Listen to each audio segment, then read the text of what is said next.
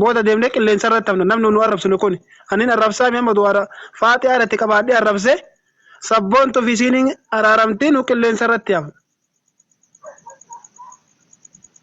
Abboo shabakaan gaalarraa hidhadhee deemee jira eessan na qaqqabaa jira. Kanaafuu maal ta'uu qabda reesin? Wanta jechuu barbaanne nu amma mata keenya mata gala boontu na dhafaateeti yoo waan arrabsi ta'e dhimma isiiti itkaana ixumuka. Garuu bakka dhugaan jirtutti nu argaatumaan jira. Haati faaxeetuun rakkoo qabdi. Gaafa kaan kadiirii keenya ol kaatee Harargee fi micaa Harargeetii fi micattii ta'e addaan baaftee biyyaa baate Kaayiroodha itti achi dhufte. Achi keessatti illee waan isin balleessitan hunduu nu gubaarratti ga'a. Garuu irra darbinaaf nullee wallaaltuu irruma darbanii atillee dobeetti akkasumatti irra darbitee bareedu. Ayyee dhiifama maal isin haa ta'u Oromoo keenya. Kanaafuu lamuutti hin dubbatiin maqaasiin kaasin toobbadhu maqaasii. Ila dhageeffadhaa dhiisee. Nama arrabsuun beeku. Na arrabsamee ture miti. Nama arrabseera nan dhiise. Maaliif kan rabbiitu caala. Oromoon safuu qaba. Oromoon kabaja qaba. Sababii kanaafan dhiise. Kanaafiyyuu dhiisi irraa deebi miidiyuma kana meemee dhiisi qaldiinuma godhadhu akkuma keenyaa kana taphadhu irraa ba'i. Ajandaa fiddeen iyyin. Si arrabsan. Boontuun boontuudha wanti sirraa irratti tokko hin jiru. Si arrabsani qamaa hunduma namaatti arrabfamaa raami. Sila miidiyaa kana irratti gaafa baatu khayriinis jira sharriinis jira akkuma kana jechuudha. Ani si gorsee dhabeera wallahi anana sitti dallaneera dhugaa rabbi. Yoo istaara sitti dallaneera wallahi. Si jedheen si arrabfamu waa tokko hin qiixne si jedheen dhiisi. Kanaafiyyuu atis dhiisi nama narrabsin abbaan barbaade harka sittaa dha'u. Harka si faa rukutan caban boontuun callee arraba keetii boontuun calleedha siin jedhu utuu namummaa qabaatanii. Dhufanii keessaan si gorsanii wanta akkanaa sirraan bareedu ati intala shamaraati siin jedhu turan. Siigalee ati intala shamaraati bar maamee qassi eeggata. Wantu ati jaldeessa miti bar jaldeessa duwwaatu mukattoo ba'ee of arrabsa. Ati horiidha kan bakka oofamte deemtu. Dhaabbadhu kana booda. Bakka tisiislee oodhattee dhaabbatte tisiisumatu sirra qubataa bakka kanniisaan moodhatte damma nyaattaa kanniisuma wajjin walta waan ta'e dhiifama guddaa hiriyoota hundi keessa namni 314 dhiifama. Akkasuma boontu yoo kana geetu taate gorsa obboleettii tanaa tana alan jiru Faatuma qoyime. Koy abdii atiin Faatuma maal? Gorsa mijattii teetii obboleettii tee tanaa alan wanti tokko hin jiru. Wanti hafillee immoo uummata akka hin jiran. Anaafati maaliif wal lamne? Hiriyaadha. Maaliif wal dhabbe? Dhabbatu jarri nama wal jaallatu. Walirraa qabamanii. Wal jaallatu wal lola bara. Bardu yaada gisee hundaa bari yaadataa. Maa boontuu na jala Faatuma bar boontuu ni jala janteetiin naa biraatii kennu deemaa jirtaati. Assalaamu alaikum warahmatullahi wabarakatuh. Waalaikum salaam. Walaaf libba jirtaa? Libbi. Kam nagaa keessan uummata qashti. Maal qabna kun boontuun dhiqattee dibattee surree uffattee nama arrabsuudhaaf gadi baatee gannu arrabsaarti. Kaayi qabisii uffadhu Boontuun kasuma wallahi dhugaa dubbachuudhaaf yoo na bilooftallee jala na biloofta malee sirrii hin jirtu boontuu dhugama rabbii sitti ma wallahi nama qabisii uffadhu kaayi. Directly. Libbe imboosa wallahi waan ta'e dhageesse Libbe boontuu kingi jennaan hadda mar surree uffattee dhufte. Laaki boontuu kingi jennee si jala dhaabannee naan maru manatu ofirraayyuu qaba qamadii. Mul'ataa harta wallahi mul'ataa harta. Taa'ii mul'ataa jirta boontuu dhageeffadhu waa tokkotu jira waa takka siin himaa dhageeffadhu. Ati leenca siin jennee jennaani ati leencaati siin jennaani. Leencarrallee miti qeerran sajjilee ile dhumataa dhossaarti ile dhossaarti. Miira keessa nu galchina jedhana miira keessa maa nu galchitanii. Laki guyyaalee wanta dhugaa rabbii jala taa'aa dhaqee lixee isa tokkoffaa. Nuna jibbisiisa dhiifama naa godhaati. Intaloon feemesii ta'uuf beektaa qeerroon guddate ilaal tiktookiin isaa guddate. Isiin amma 14,000 irra jirti feemesii ta'uu maraataarti. Warabbal kaaba. Feemesii kwaatarii mee ati dhugumatti yoo dubartii taate kottu kwaatarii. Utuu nana sii gadiin bu'iin kottu ati dhugumatti imaanii kwaatarii kana dhufte. Sagalee koo kana waraabaa biraan naagaa yoo dhugumatti kwaatarii kana dhufte ati dhugumatti imaan. Gaafa sana immoo boontuu eenyu akka ta'e barta. Sila sitti cakkan odeensi dhiise beektaa mee qottamu. Wanti hundi harka keenya keessa jira yeroo sin jiru soba sitti fakkaataa mee wanti hundi Sigari. Wantun di giiftaroonnis jarri biyya kanaas harka koo keessa yeroon siin jedhu ati eenyuun na seetate ani bar ciisureen faa ka'u leenca jedhan sanaan. Dhugaa intaloo. Wallaahi mee qoy ayyu qoy kwaatarii jirta miti atayyuu rabbumaa jedhi namni fiqireenyaa dhabeen jiru. Intaloon kun mucaa baalee jala mucaa arsii jala miti kan isiin gurbaa baalee sana fudhatte. Maani maqaan siisraa ammoo maal jedhamti intaloon maraattee gurbaa maraachitee mana kanatti gangalchitee gurbaa miskiina wayii gurbaa baalee bare.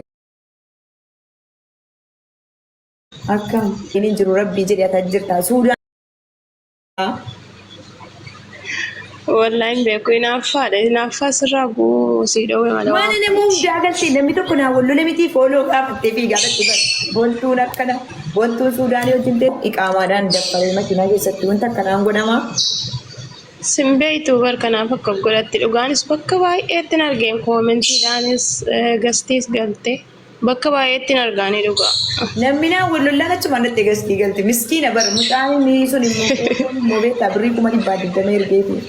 An sagalee wayii baasa beektaan geemiin nama kan taara malee sagalee wayii baasa geemiin adda darbu geemiin nama sadii wayii yoo darbe miidiyaa hojjechuu kan jennu yoo isin immoo birrii sana nyaannutti sagalee qeerroon itti fida wallaahi birrii nyaannu inaaffaadha dhiisa taphifti wallaahi biraa deebi'aa fi maa jechuuni fakkeenya onsii wallaluu kan si beeka beekte garuu namni si hin beekne immoo waa siin jedhu sooma tokko iyyuu si beekte rakkoon qabu. Mana kana keessa taa'ee ani mana namaan ta'a ture mana namaatiin bahee manatti galee namni namuma jaallatu bira ta'a gaafa riskii wal biraa dhibee du'aanis ta'u qabaanis ta'u adda ba'ami wallaahi nama akka lubbuu kootitti jaallatu intala jimmaa wayifate haa innaan jirti.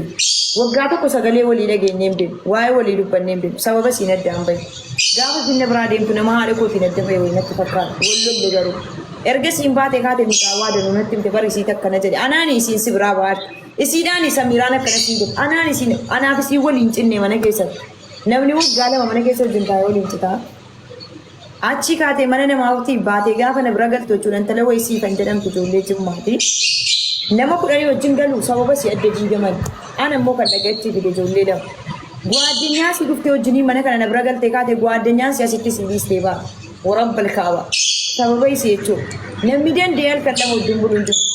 An waggaa lama sadii nama wajjin taa'ee ka'een adda ba'a. Isiidhaa wajjin waggaa tokko hin taa'e.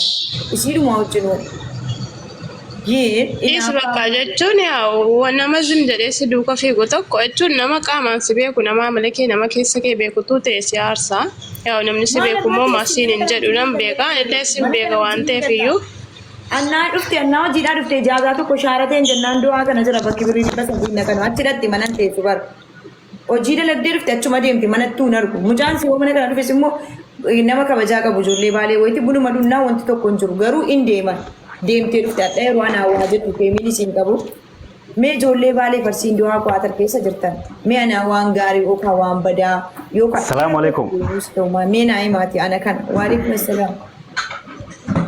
Namni ofitti amanamummaadhaan uu dalagaa ofii. Wallaahi yoo inaaffaa ta'e malee wanti sirra kaanu tokko iyyuu hin jiru. Amalas ta'e maalis ta'e wanti siin jedhamuu danda'u hin jiru garuu namni siin beekne immoo waan baay'ee siin jedha. Koo ati maajara wajjin haasoftaati maa rakkate direevariidha haadha leesensiitii qinaatanyaadha uummanni qinaati qabee maal gootaa jira wajjin haasofta koo ati dhiyeessu qala. Wallaahi uummata maraataa inaaffaan garaa boqosa. Gurbichaan beektasaa fiqireenyaa siisana gurbaa baalee sadeen gadda. Beekaan.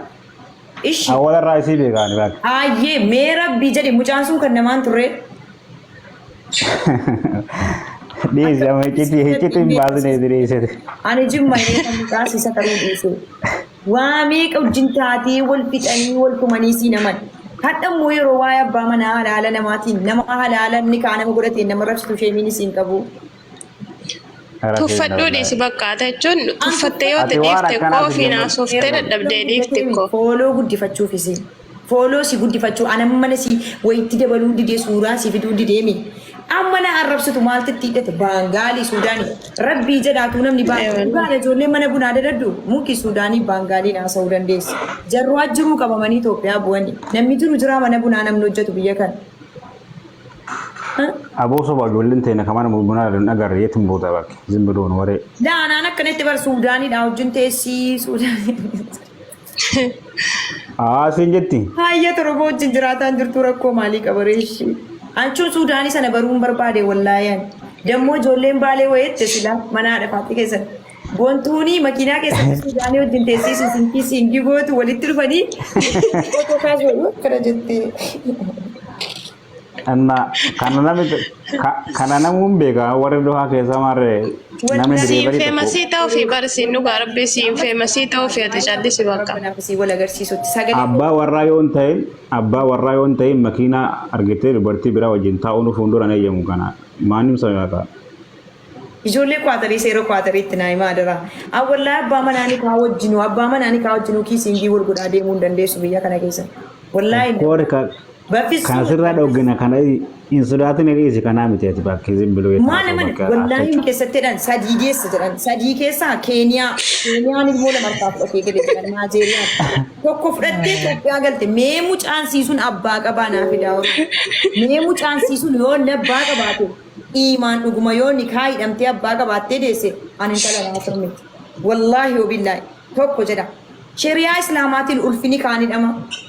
Ulfi garaa jira. Ulfaan galte Dubaay. Ulfi ni kaani dama. Tokko ida. Ana maal jetti mucaan ni Dubaay abbaa ilmaati jetti. Achi morga galte mucaan wayii caakkaa jira firasiifan jennaan tokko jira kan waraanaa biyyee gochuu. Kaza kan isaati immoo naan jetti. Aasaan si eddee qaban nu qabu Itoophiyaatti bustaanatti jedhan siifanii nama kana gochuu siifan maashaallah warqii si mormii ta'aa qabeetta. Warqii qofa jisiisi. Yoo abbaa feetee wajjin jiraatte sisiin dhiira tokko qofa wajjin jiraataa arte jedhasiifan. Wallahi laazimaatti warqii kana hunda hinatti naan jetti yeroo siifaniin dhaqeenaa dhugaaf tokko nanne maaliif isiin kan natti himte fuulli siimaa dhiyaatii qofatti mucaan araba fakkaatti wallahi laazim narri fadhe jechuudha siifan araba fakkaatti adii araba kana fakkaatti jismiin sii nagaa garuu isiin raammoftee jismiin sii ciccitee dhume nuun jetti hiriyaa sii tokko wanti siin dhiifteen jiru mucaan namaa mana diddee mucaan amma walaa qobaataa harte jechuudha. Mana koo dhuftee ijoollee 12 moo 10 meeqaa wajjin gabaadana diitti qobaatti na hambiste. Garuu alhamdulillah haalli genzab hojjetiin kaffala. Rakkadhee takkaan. Astaghfirullah Allahumma najjinaa jedhika. Makaladheen beeku. Takka ijaazaa illee dhaqee nama bira duraanaa kaffalaa jedheen beeku. Isiin bar ijaazaa illee namni sii buufatu kun ofii siitiif hojjettee dhufteetti kenniti bar ofii dhattee irraa kaffalti bar. Dammoo warabbal kaabaa Oromoo kiyya dhaggeeffadha. Bakka si maqaa koo dubbatu sagalee si dhagaa suuraa siisniif maxxansaa naannoo mana siin galtuu biyyaa kufanatti maa wallaa si tuuna riskii siin fixa jedhu rabbiin fixe asii Itoophiyaa siin buuse tuuna nan fixa jedhu wallaahi kanumaan jaan nama galata akka riskii namaa fixe hin beeku waliinan Itoophiyaa bu'ee hin ture hin galte. Qooyi haati faayee takka immoo sababa kee maal gootii ijoollee qeerroo iddoo hamxaa maqaan balleessi. Awu diisi ni rumah diisi kana diisi nama itti jira bar wanti sun ittiin ciramne diisi kana. Oo intaloota na rabbitti akkasii kana dhoqa irraa tolchuu hin dandeenyu namoonni qeerroon duhaa. Wallaahi hin dandeessan warabbal kaaba. Ene giraa gooftumnya wallaahi. Qeerroon duhaa si jamar rabbii jedhi ijoolleen taanittu miila mirgaanfattu hin beektasaa. Ndee smart kono ndaalle qeerroo duhaa wallaahi billaahi. Qeerrooniif qarreen duhaa jechuudha rabbiin si jaanu keessaa funaanee beektanii dubartii. Wallahi ijoolleen du'aa guys warra Ameerikaa jiran wajjin guyyaa lama gururra ijoollee du'aa wajjin sa'aatii tokko taa'u sinii wayyaa maal jettu guys an akkanii dheeraa karaa qamboo እዚህ የለም ስማርት ብቻ ነው እዚህ ወላሂ ወላሂ ንጹህ kana wallahi ijoollee ለስራ ሰው ብቻ ነው ijoollee ፍቅሬ እንዴ ደግሞ nama dabbaru yoo isin qeerroo du'aa itti afaasanii haasoftu nu gaarabbi waan gootu ilaami amma fakkeenyaaf waan gootu dhabde ilaa ani jedhe akka maadamii manan ta'a jedhe rakkadhee takka biriina gargaaraa siniin jedhe Injin hinya nindu haye naunti tokko yoo dhiiraa jaazaa bu'e yoo fakkeenya siin jedhe sii kaffalamee naannoo teesse rakkoon qabu bar garuu satti kaffaltu rakkoo bar qaama kee kennaa kaffaltee nama wajjin jiraachuun mushkilaa guddaa bar kun lama qassar warabbal qaba. Laa haati odona biraa taate rakkoon qabu haati faate garuu qeerroo du'aati waan jettu kana xiqqoo nama kaffaa beekta osoo nama dubartii birallee taate chigiree lam. Laa isii dhiifamnaa godhigaa namni tokko waggaa 30 ol darbee mataarra baadhanii araaraan dhiisi ittiin ilaali.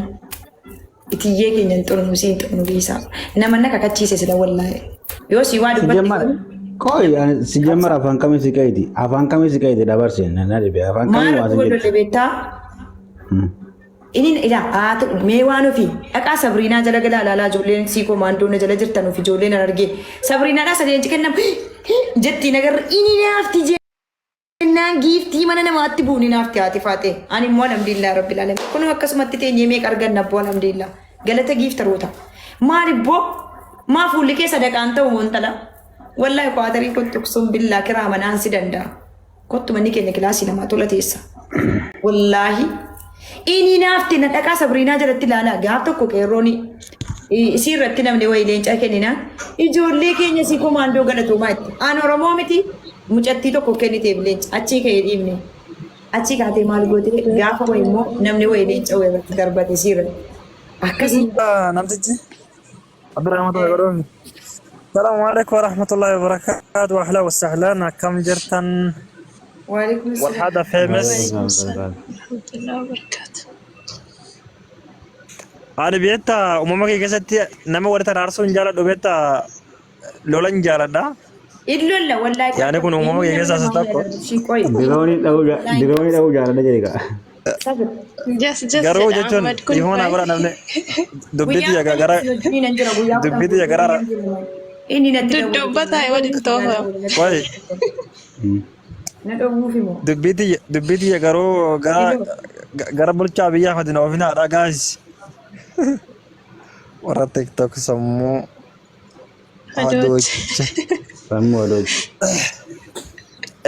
Dhugaadhuma dubbachuuf በጣም ያሳዝናል nama gaddisiisa. Ani amma nama ragaxaa danda'us nama ragaxaa gurguressa nama tokko wal haada keengi namoonni beekan. Garuu gaafa ragaxaa ragaxu nama nama narrabsiisu beekta. Ammaasis namni tokko dhaabinaan jennaan hin dhaaba. Obboleesso hordoftoota baay'ee qabna jedhanii namni gamaa gamana namni kubii lama na laala jedhaniitu namni mana haadhi faate manuma cufuu diddee baraarra gurreenyoomte qaba gannadii isaatteetu. Barsanuu nama. Wallaahi silaana ta'e ilaali. Nama akkana ta'e barsanuu bar. Dhagaye wallaahi wabillaahi tallaahi dhageeffadha uummanni arsii kun wallaahi wabillaahi wanni gandummaa qaba. Ani waa sinni siman. Osoo ani nan beekaa baranne amma arsiin as yaa ture beektaa uummanni suuraa jawar kanarraa waan hin qabu. Akkana walloo ta'e reefu na baran qaafan giftii kan. Ani tiktookii libilii 28 hin qaba dhageeffadhu sinitti hima. Takka namni takka quban qabula ilmoon nama takkaadha. Namni tokkollee hin beeku. Yoon hime narra guba waan ta'eef himuun barbaadu hunda argeera hunda salaaleera jechuudha. Yoo xiqqaate nama giftii 45 saabitaa ture jechuudha. Kan libilii 26 tokkollee narra gubate. Immoo namni keenya